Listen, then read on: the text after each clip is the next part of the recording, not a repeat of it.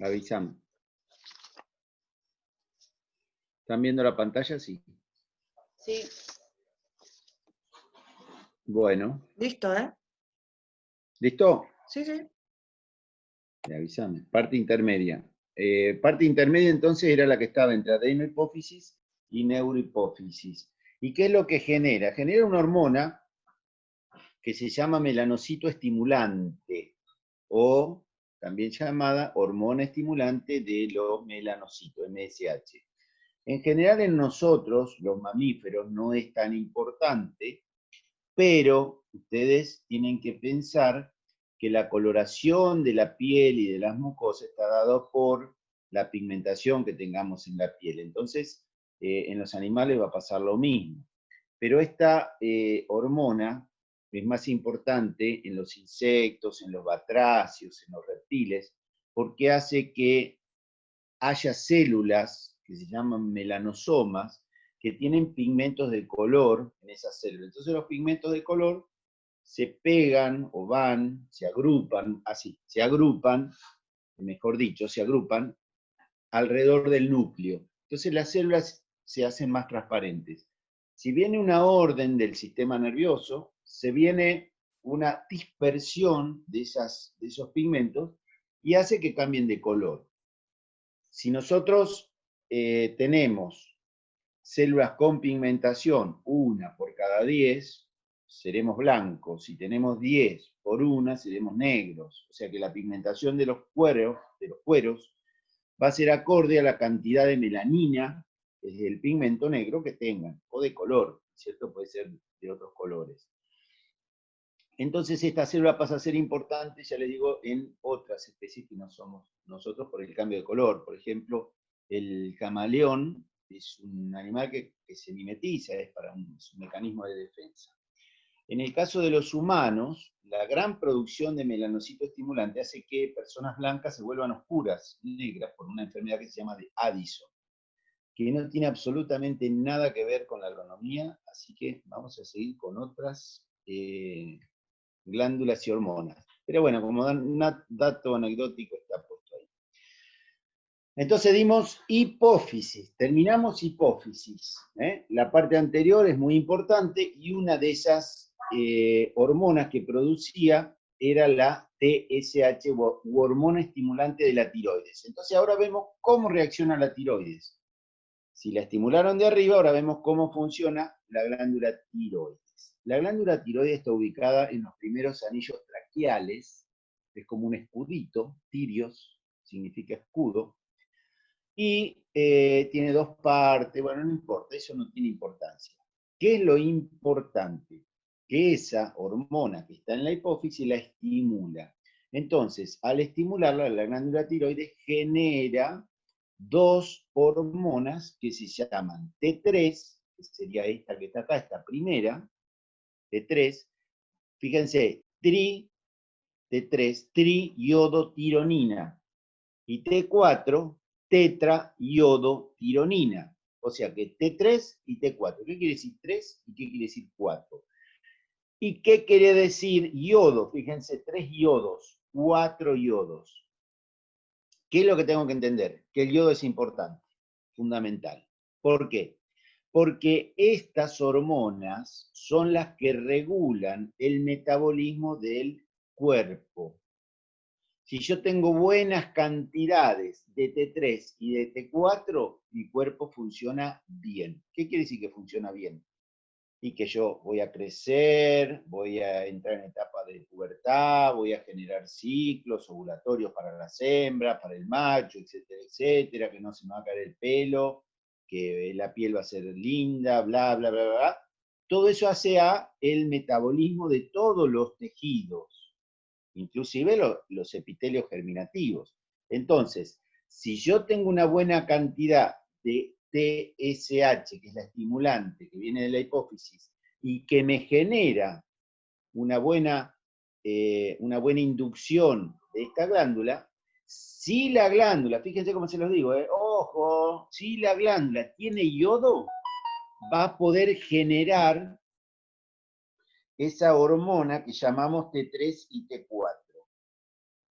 Primero, se genera, se genera lo que sería monoyodo, después después tri y después tetrayodo. O sea que voy adicionando yodos para obtener hormonas que sean de buena confección.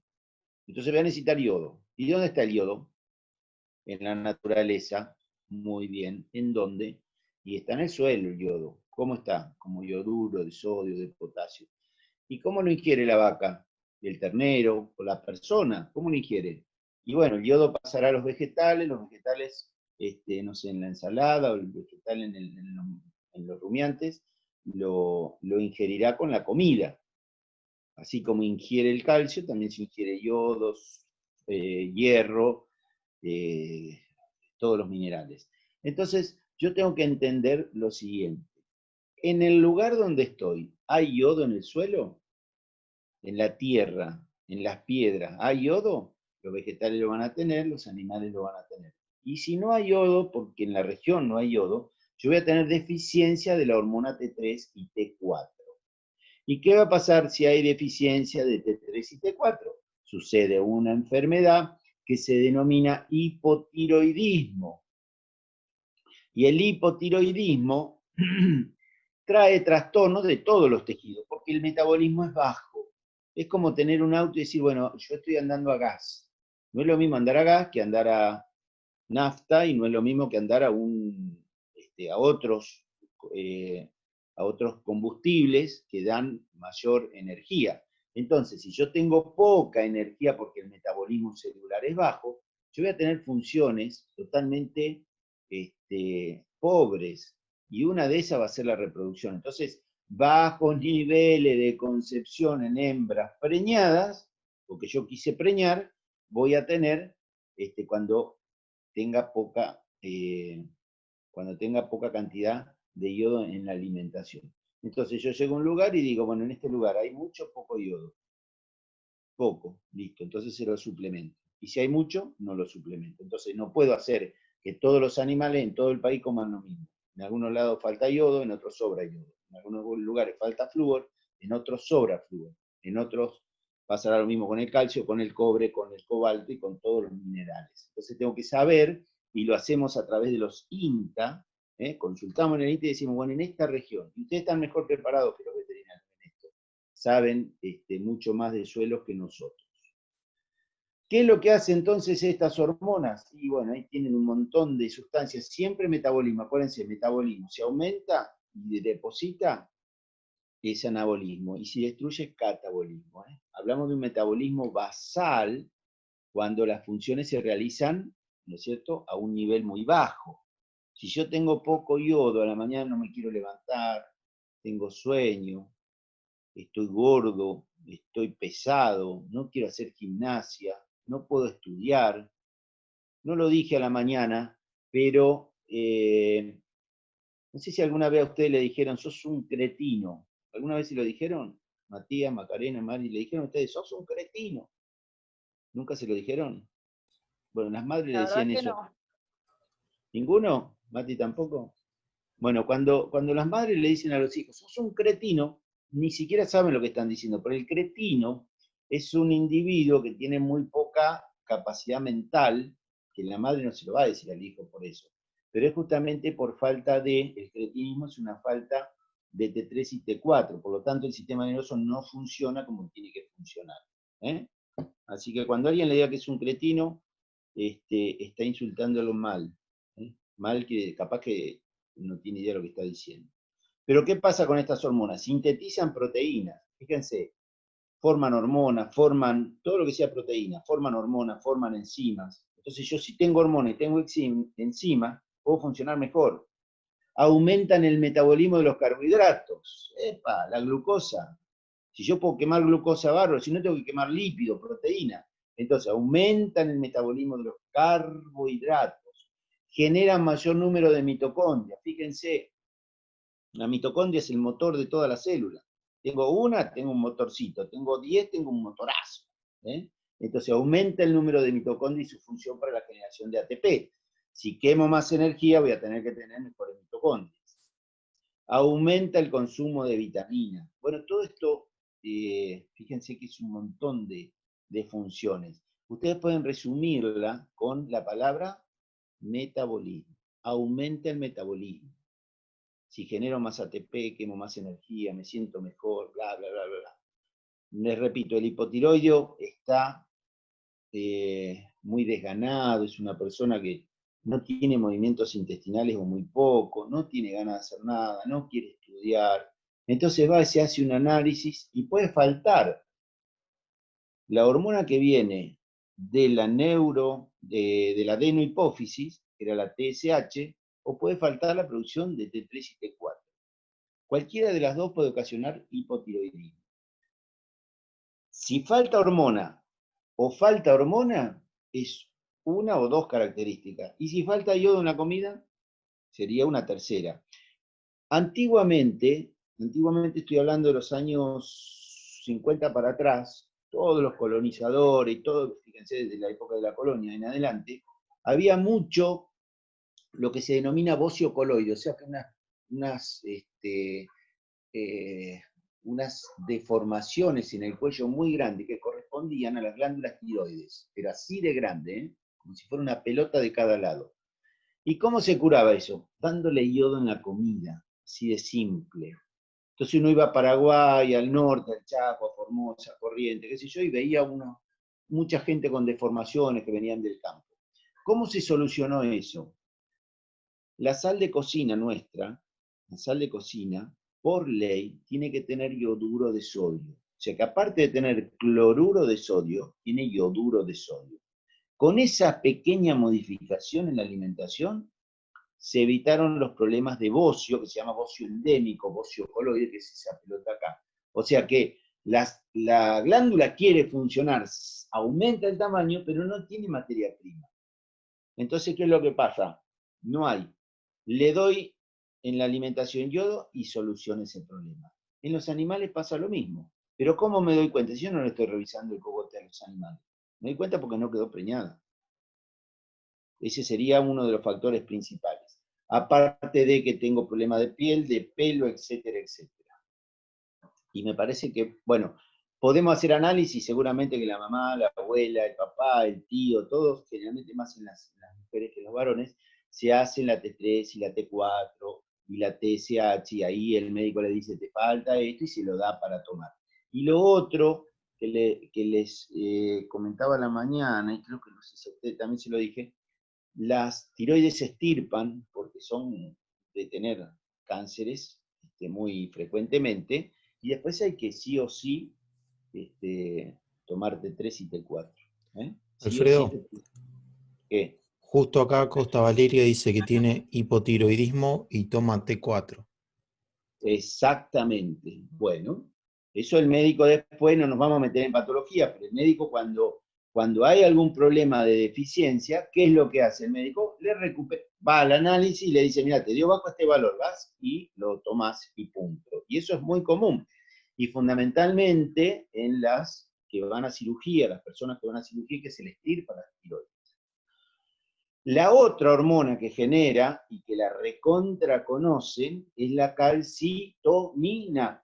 Calcitonina. Si no es pregunta de examen, que no valga, acuérdense, el martes lo vamos a ver. Calcitonina, pregunta de examen. ¿Qué hacía? ¿Estimulaba a quién y para qué? Estimula los osteoblastos para generar depósito de calcio. Hidroxiapatita, como quieran llamarlo. Hidroxiapatita, pregunta de examen. ¿Qué es la hidroxiapatita? ¿Es un plato volador? ¿Es un alvéolo no sé qué? ¿O es un depósito de calcio? Las preguntas van a ser en ese estilo. Ya lo vamos a ver. Bueno, entonces, con todo esto tenemos un animal funcionando perfectamente porque el metabolismo va a sus niveles normales. Entonces, todos los tejidos comienzan a funcionar normalmente. Entre esos, repito, el reproductor. Y ahí le tendremos que agregar entonces la calcitonina. ¿Estamos? Bueno, acá les habla retroalimentación positiva o negativa, eso que ya lo hablamos, para acá es exactamente lo mismo, bocio coloide o bocio endémico, yodo en la dieta, yodo en la dieta. ¿Tengo que suplementar a la vaca con yoduro? Sí, ya vienen las sales, vienen unas sales compactas, el animal pasa, pega 4 lengüetazos y se va. Pero si necesita yodo, va a la sal con yodo, y si no le digo al tipo, preparame una mezcla que no tenga yodo, todo lo necesita ahí. Entonces, en cuanto al yodo está ahí, en cuanto a la calcitonina, creo que esta la tienen muy, pero muy bien, ¿eh? Muy, pero muy bien. Saca el calcio de sangre, es hipoglucemiante y lo mete en el hueso o en los dientes. Acuérdense los dientes también, ¿eh? Seguro que una preguntita ahí de examen va a ir de dientes. Vamos con las glándulas paratiroides. ¿Qué eran las tiroides? Las que estaban ubicadas en los primeros cartílagos traqueales. ¿Qué son las paratiroides? Están ubicadas en situación para. ¿Qué quiere decir? Al lado. Si mi cabeza es la tiroides, las paratiroides están al lado, así, ubicados, ¿eh? Ni adelante ni atrás, al costado. Son muy pequeñitas, son varias, y cuando uno saca por cirugía las tiroides, se lleva también las paratiroides. ¿Qué función cumplía la paratiroides? Generaba paratormona, que estimulaba los osteoclastos, que generaban reabsorción ósea. ¿Con qué?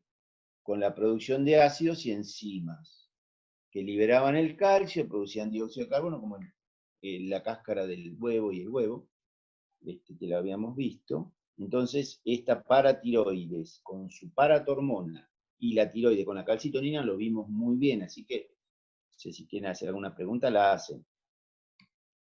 ¿Qué es lo que hace esa paratormona? Reabsorbe el calcio a nivel intestinal, a nivel de los túbulos renales, para que no se vaya al exterior.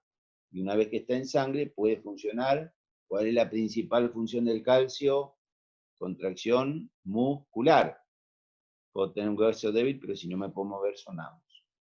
Y ahí asociado a esto tenemos la vitamina D. Otra pregunta que tiene que caer de Maduro, ¿eh? Fíjense que la vemos por todos los enfoques habidos y por haber. El tema es que cuando se saca la tiroides, también se sacan las paratiroides, pero lo que se suplementa es la T3 y la T4. En general no se suplementa con paratormona ni calcitonina. El calcio se regularía prácticamente solo, aunque existen estas hormonas para ayudar. Bueno, de tiroides y paratiroides, mucho más no hay. ¿Qué tenemos que saber de todo esto? ¿Qué glándula? El nombre de la glándula, dónde está ubicada, qué produce y cuál es el órgano blanco de esas hormonas. Tiroides, ubicada, primero anillos traqueales, muy bien. ¿Qué produce? T3 y T4, perfecto. ¿Y qué acción tiene? Metabolismo. ¿Qué quiere decir? Que aumenta o disminuye funciones. Si está bien, aumenta. Aumenta funciones. O sea, lo normal no es que aumente para nada, tiene que estar en lo normal. Y ahí sí saber quién la estimula, porque si yo sé hipófisis que genera TSH, que era el estimulante de la tiroides, yo ya estoy sabiendo quién funciona sobre la tiroides, ¿correcto? Y ahí es donde tengo el feedback positivo o negativo. Y para terminar, creo, nos queda la glándula suprarrenal. En realidad nos quedan más. Pero las glándulas suprarrenales. Fíjense que hablamos de suprarrenales. Cuando les dije hoy, estimulante ACTH, hormona estimulante de las glándulas suprarrenales, estamos hablando con una persona, un hombre parado, una mujer parada. Este es el riñón y tiene como un capuchoncito en la parte superior. Cuando yo pongo ese animal en 4 patas, el riñón pasa a estar en esta posición y la glándula quedaría en la parte craneal. Es como un capuchoncito, como si fuera un sombrerito, como si fuera un gorrito que tiene el riñón. Esas son las glándulas suprarrenales o llamadas directamente adrenales. Estas glándulas tienen dos partes, una corteza y una médula.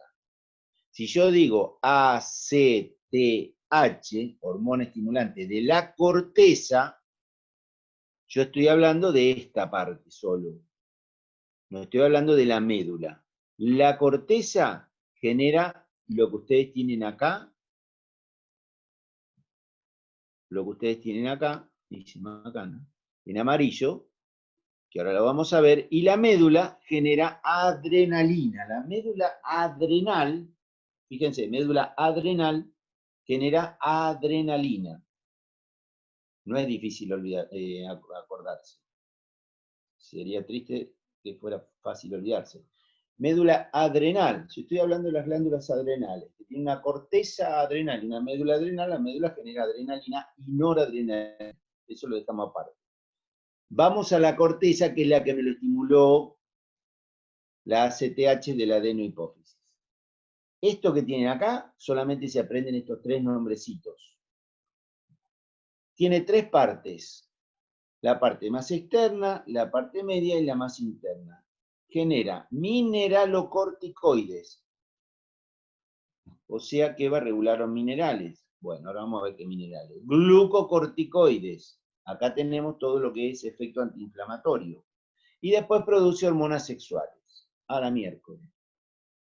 ¿Pero no era que las hormonas sexuales se producían en ovario y en testículo? Sí.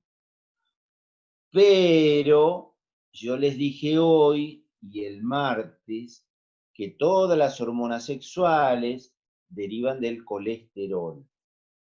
Entonces el colesterol hace que las hormonas que deriven de ese colesterol se denominen esteroides. Entonces, cuando uno dice se está inyectando con esteroides, ¿qué estoy queriendo decir? Que se está dando con testosterona o alguna hormona de esa. Yo al caballo le pongo esteroides. ¿Qué le estoy poniendo? O a la hembra, le pongo esteroides. Le estoy poniendo hormonas sexuales. ¿Cierto? ¿Para qué? Para que mejoren el depósito de proteínas, por ejemplo, que sean anabólicas. Entonces, tanto los mineralocorticoides como los glucocorticoides, como las hormonas sexuales, todas derivan del colesterol. Entonces son muy parecidas en su composición química. Una composición química que hace que una hembra sea hembra y que un macho sea macho es muy parecida a la composición química. Una es progesterona, estrógeno, la otra es testosterona. Cualquier tumor de glándulas suprarrenales de la corteza puede generar cambio virilizante en las hembras o feminizante en los machos. Tumor. Entonces, mineralocorticoide. ¿Cuál es ese mineralocorticoide? La aldosterona. Esta es la hormona. Fíjense, la terminación terona, aldosterona, progesterona, testosterona. Eso está indicando que son hormonas derivadas de lo que les decía recién, de los lípidos, de los esteroides, del colesterol. ¿Qué pasa con esta aldosterona? ¿Qué es lo que tienen que saber? Que regula el sodio y el potasio. Nada más. Cuando se va sodio del organismo, porque así lo indica la hormona, reabsorbe el sodio y si no está, el sodio se va, arrastra agua. Entonces, cuando yo como algo con mucha sal, que fue una pregunta de la mañana, ingresa mucha agua al torrente sanguíneo, porque está muy salada la sangre, entre comillas, ¿no? Entonces, ¿qué hace? Retiene agua. Pero ahí está el juego de la aldosterona, a ver si lo puede regular o no. Si yo tengo mucha sal, mucho cloruro de sodio, que me retiene agua y aumenta la presión, voy a tener que eliminarlo a través de la orina. Como no lo puedo eliminar, viene un médico, un veterinario y dice, bueno, vamos a darle un diurético, lo hace eliminar. Entonces, todo el contenido que hay de sangre comienza a disminuir por disminución del agua. ¿Cuál es la función entonces de esta capital de los mineralocorticoides? Generar aldosterona. Entonces ahí hablamos de ingreso y egreso de sodio. Ahí lo tienen marcadito acá abajo, que son los electrolitos. Acuérdense que estos dos electrolitos son fundamentales en el equilibrio de membrana, en la polarización de la membrana, en la despolarización.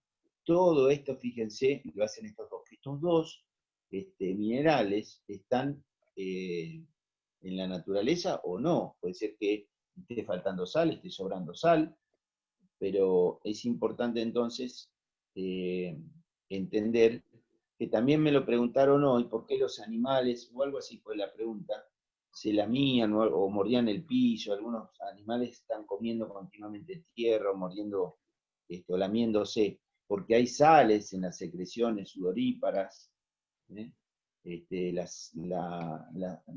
sudor es salado, generalmente, porque se está eliminando y se están eliminando sales, las glándulas salivales, los intestinos, todo es regulación.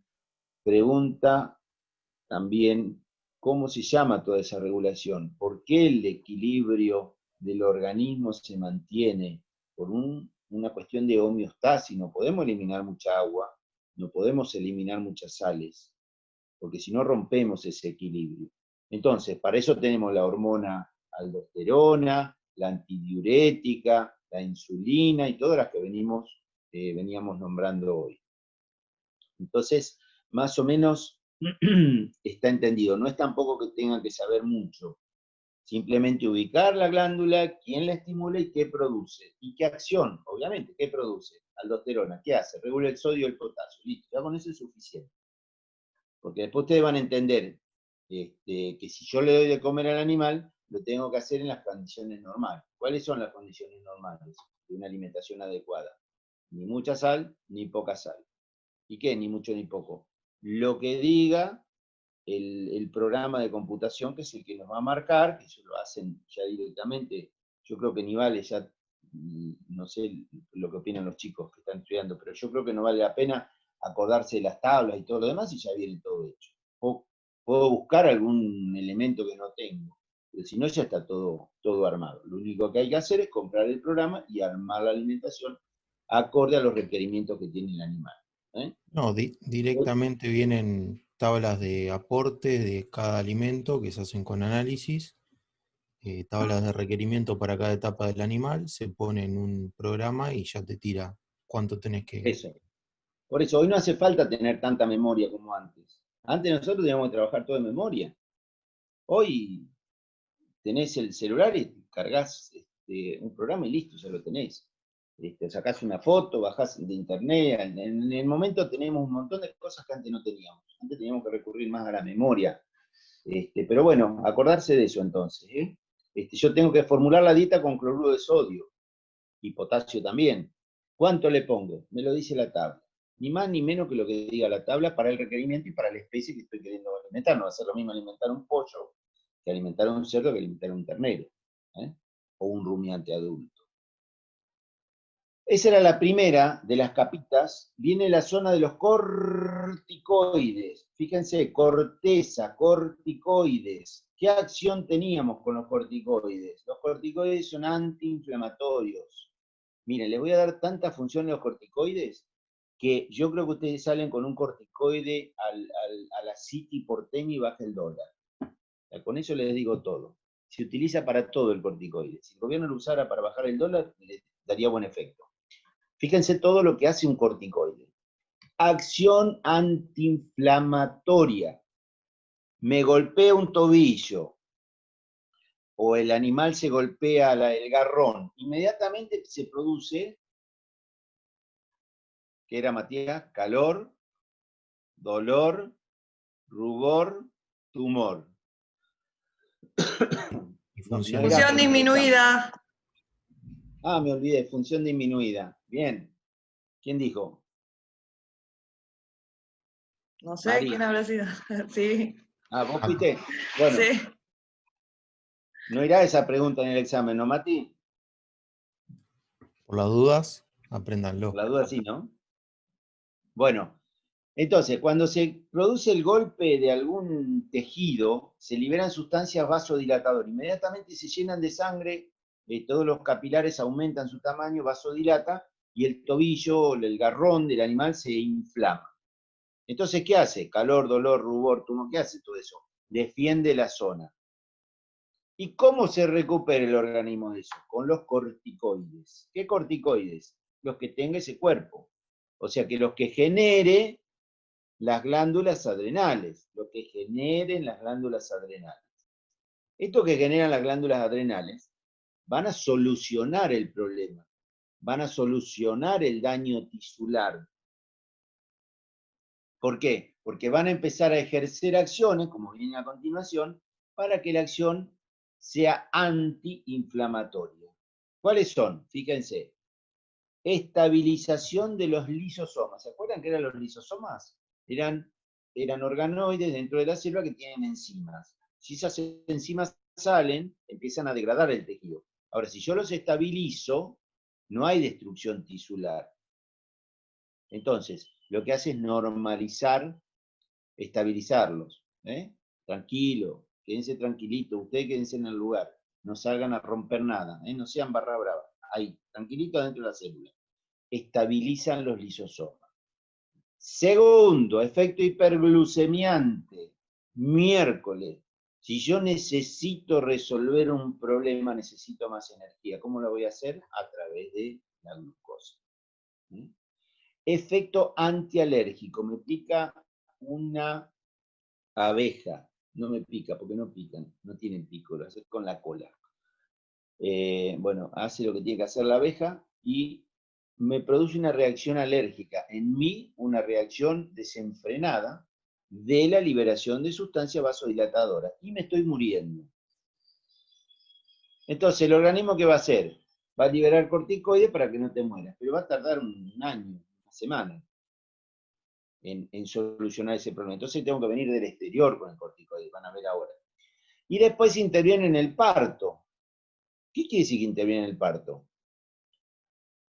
Si el feto ya no tiene más lugar, si el feto ya no tiene, no le alcanza el oxígeno que le da la madre, empieza a generar sufrimiento fetal. Y ese sufrimiento fetal hace que se generen corticoides y adrenalina, los corticoides fundamentalmente. Sale el corticoide del feto, viaja por la sangre de la madre, llega a la neurohipófisis y libera oxitocina. Entonces, ¿qué dice esa? ¿Y cómo lo lee? Que lo dijimos hoy. Dice, acá hay sufrimiento fetal, fuera. Entonces, libera oxitocina cada vez más, y saca expulsa el feto al exterior. Así que fíjense la cantidad de funciones que tiene.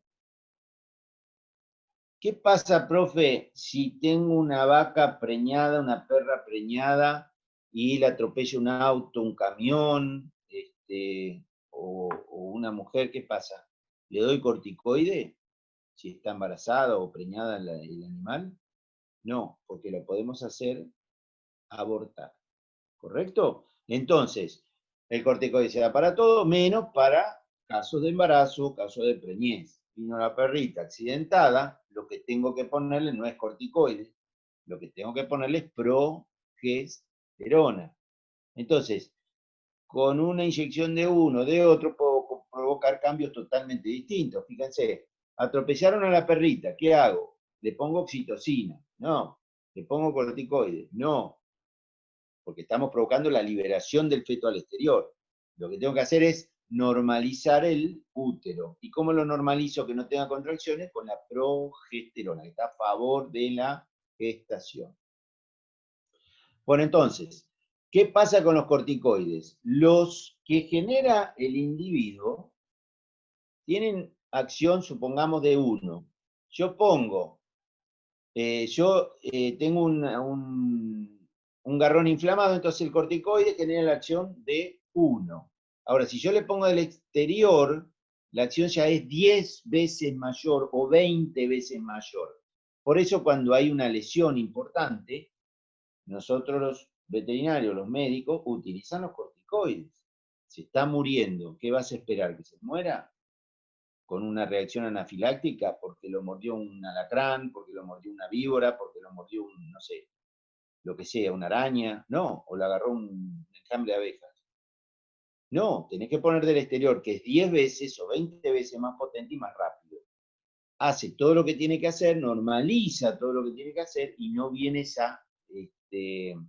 esa reacción extremadamente límite, que sería la que generaría una reacción anafiláctica. Entonces, ahí estamos evitando la muerte.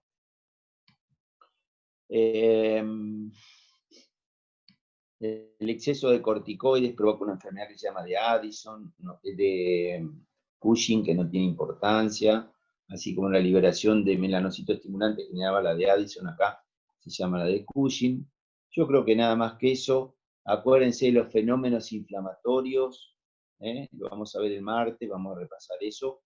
pero acuérdense que esa pregunta va casi de cajón al examen. Y ahora sí estamos entendiendo por qué el corticoide ayuda a desinflamar. Ahora estamos entendiendo por qué el corticoide ayuda al parto. Cuando la mamá humana, está embarazada y el médico que dice, bueno, vamos a hacer cesárea, vos tenés que tener tal día, el feto está liberando paralelamente sus corticoides e indicándole a la madre que comience el parto. Si no comienza, o estamos mal con la fecha, o el feto no está generando los corticoides. Entonces hay análisis para hacer, para ver qué madurez, fíjense, qué madurez tiene el feto a través del sufrimiento fetal. Pero ese corticoide, lo que hace es, si se acuerdan, en el alvéolo había una sustancia que impedía que el alvéolo se colapsara, que era surfactante, tensioactiva, y genera los corticoides la maduración del alvéolo. Entonces el alvéolo está todo comprimido, cuando se produce la primera inspiración, se puede abrir. Si no, no se puede abrir, entonces no está maduro. Entonces, el sufrimiento fetal es la maduración del feto, entre comillas, o indirectamente nos está indicando que ya puede respirar por sí mismo y sobreviene el parto, que es una de las principales teorías del parto, que la abordaremos nuevamente con el tema de reproducción. Bueno, de esto nada más. Vamos a las hormonas sexuales. ¿Y cuáles son las hormonas sexuales? Y las que ya vimos, ¿cuáles son? Testosterona, estrógeno, progesterona, se dan, existen, pero las principales glándulas son las sexuales las que lo producen. Pero acá también podemos generar hormonas. Perra castrada, perro castrado, o caballo castrado, o toro castrado, torito castrado, y sigue teniendo deseos sexuales. ¿Por qué? Porque hay otras glándulas que también pueden generar esas hormonas con la consiguiente líbido. No puede reproducir, pero tiene líbido, tiene acción sexual. Y en caso de disfunción hormonal, las glándulas suprarrenales pueden generar la virilización de una hembra o la feminización de un macho. O sea que un macho puede tener glándulas mamarias, tiene glándulas mamarias. Que hoy no lo dije en la prolactina, me parece. ¿Se acuerdan que la prolactina estimulaba las glándulas mamarias? ¿Y cómo las estimula? Porque yo tengo en el macho y en la hembra glándulas mamarias. En la hembra sí, y en el macho no. ¿Por qué no? Porque no hay receptores en la membrana para la proteína luteotropa o prolactina, ni para el estrógeno, ni para la progesterona. O sea, no tengo desarrollo de glándula mamaria. Salvo que hubiera un tumor, una degeneración de esas células, y ahí crecen desmedidamente. Les conté que hice una cirugía el otro día de un tumor de glándula mamaria en un perro. Entonces, las hormonas sexuales pueden llegar a ocasionar incluso algunas hembras que no quedan preñadas porque están generando testosterona a nivel de esta zona reticular de la glándula adrenal. Pero no tiene mucha importancia esto, simplemente recordar, para saber estudiar bien, qué glándula, de dónde se estimula, qué produce y nada más.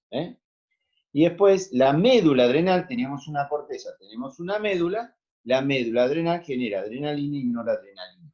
Esto le valió el premio Nobel a un investigador. Cuando nosotros nos asustamos, o nos asustan, o nos golpean, inmediatamente el sistema nervioso hace reaccionar a esta médula, liberando adrenalina a circulación. Entonces vieron que, ni bien nos asustan, ya tenemos liberado adrenalina que genera mayor cantidad de frecuencia respiratoria, cardíaca, ojos abiertos, oídos abiertos, todo para la huida, acuérdense. Entonces, el hecho de que la médula reaccione rápidamente es porque está en relación con el sistema nervioso. No es así la corteza suprarrenal, que está bañada por la sangre y responde al daño que se vaya generando en otros órganos. Por eso decíamos que el estrés, por ejemplo, el estrés hacía que nosotros liberáramos corticoides. Fíjense que los corticoides te dicen no pasa nada, la liberación de corticoides. Estabiliza todo el sistema, está todo tranquilo, tenemos el examen, pero el corticoide, estamos asustados, pero el corticoide está ahí, trabajando, ¿eh? Y nos quedamos sin trabajo, y el corticoide está ahí, diciendo no pasa nada, estamos en fase de alerta, eso también lo tenían, fase de alerta. ¿Qué quiere decir? Dormimos menos, o no podemos dormir, porque estamos sobrellevando una situación límite. A veces el organismo no la puede sobrellevar y sobreviene un paro cardíaco o un infarto. Pero eso ya es cuando el organismo entra en un desbalance, en una fase que se llama de agotamiento. O sea, ¿tenemos problemas? Todos. ¿Cuáles son? Y el coronavirus, falleció la abuela, falleció esto, lo otro, no doy pie con bola con los estudios, todo eso me está dando vuelta en mi organismo y eso genera corticoides. Entonces tenemos una escafandra puesta que no hacemos que no nos pase nada. Y en ese no nos pasa nada, de golpe nos pasa todo. Es decir, viene la fase de defensa y en otro momento llega la fase de agotamiento. Esa fase de agotamiento hace que el organismo se desequilibre totalmente y pueda sobrevenir la muerte. Imagínense animales que están al rayo del sol, que no comen, lluvia, no tienen alimento. Lo vamos a ver todo eso en bienestar animal, pero el animal tiene derecho a estar bien. Y nosotros podemos, con nuestros manejos, estar influenciando la vida de esos individuos. Así que bueno, paramos acá, Mari, con la grabación.